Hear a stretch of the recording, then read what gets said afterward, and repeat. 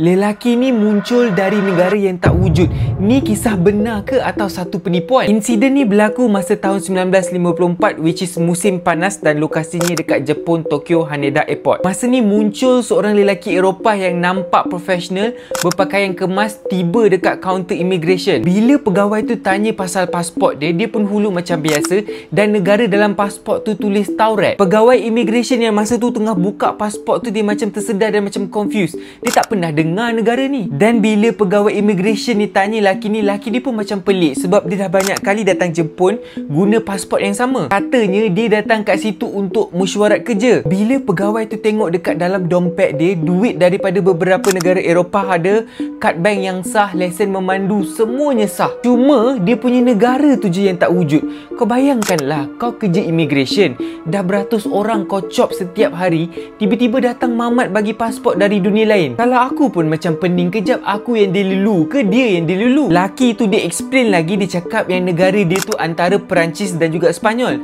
Bila pegawai ni tunjuk peta dunia, dia terkejut sebab katanya dekat situlah negara dia. Tapi apa yang pelik lagi, peta tu cuma ada satu tempat je, which is Andorra. Masa tu laki ni rasa macam confused dan pening. Dia kata negara dia ni dah wujud lebih daripada 1000 tahun, tapi kenapa tiba-tiba hilang daripada peta? Masa ni dia dah mula panik sikit, tapi dia cuba jadi tenang. Pegawai tu mula macam suspect